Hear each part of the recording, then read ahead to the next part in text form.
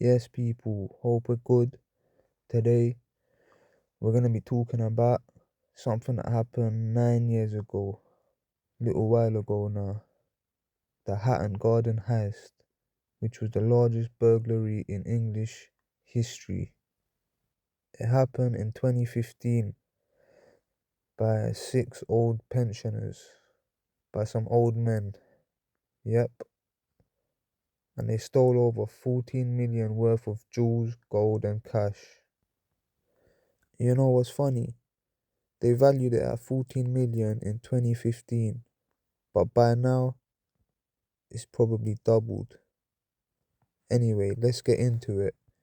Make sure you like, comment, and subscribe as well for more content like this. These were the gangsters that done it. So from top row, left to right, we got John Kenny Collins, Daniel Jones, Terry Perkins, Carl Wood, William Lincoln, and Hugh Doyle.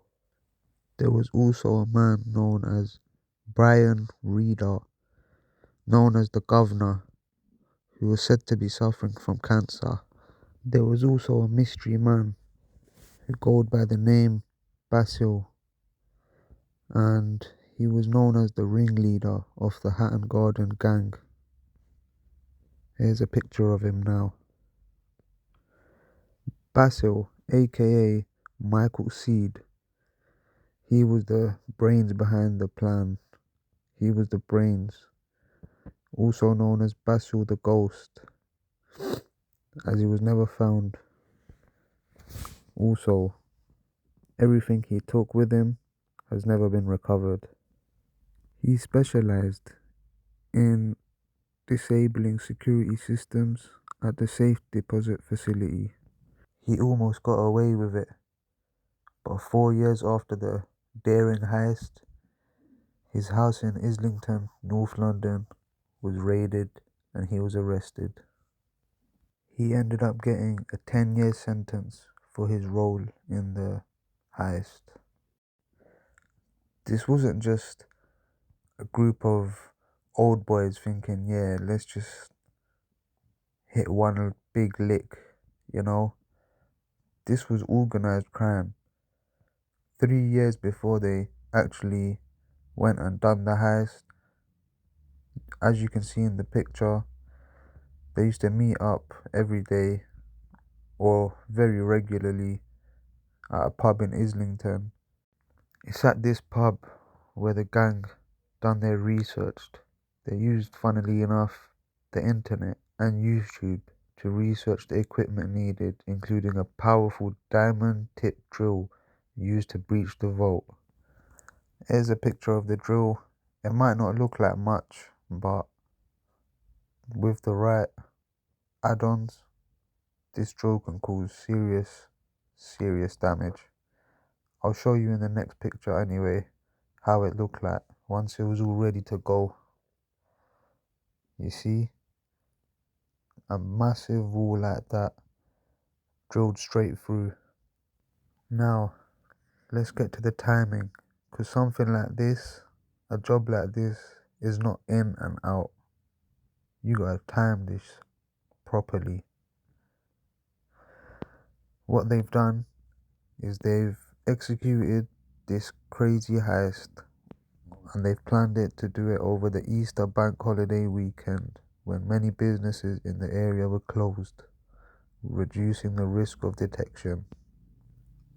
The gang entered the building via a lift shaft, a method that avoided any noticeable signs of forced entry.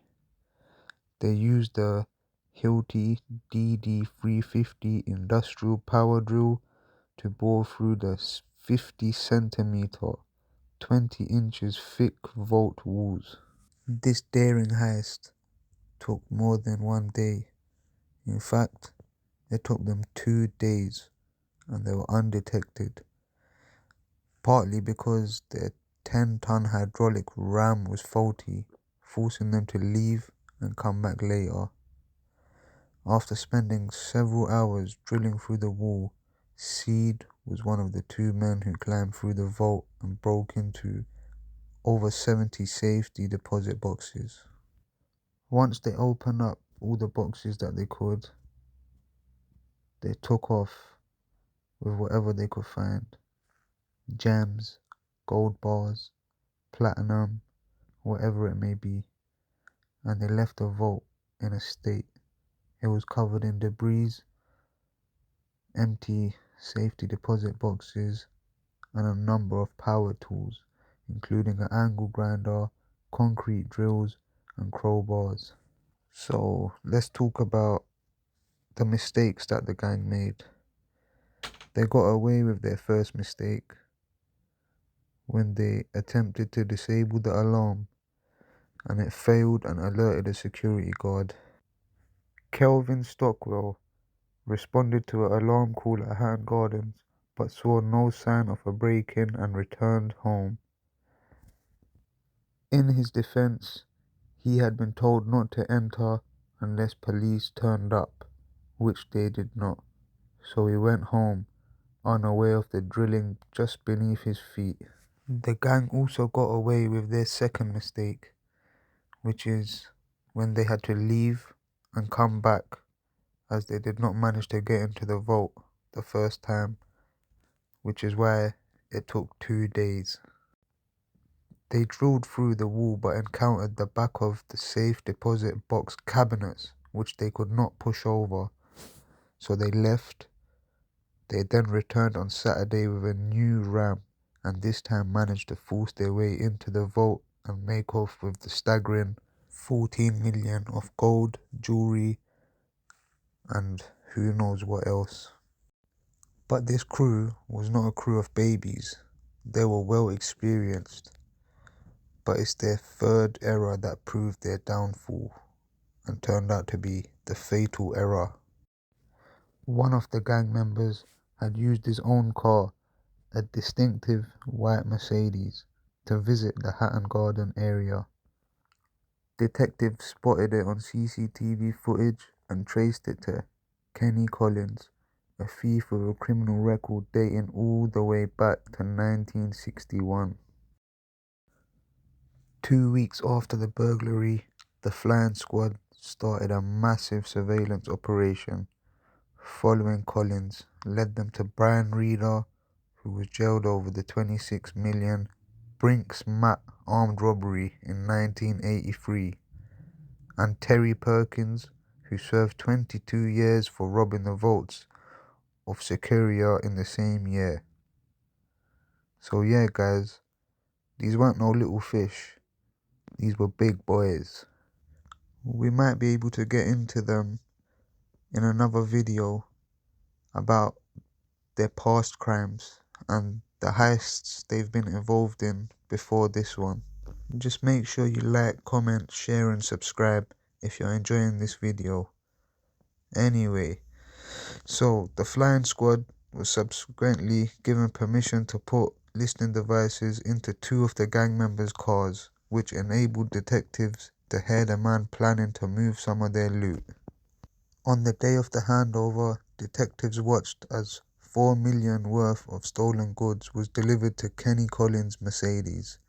Minutes later, they caught most of the gang red-handed and proceeded to round up the rest of them, except for Basil, who was still missing at that time, along with 10 million worth of the Hatton Garden loot. They were basically banged to rights. The feds had them to show the thieves were communicating with each other and meeting up in London pubs to plan one last job.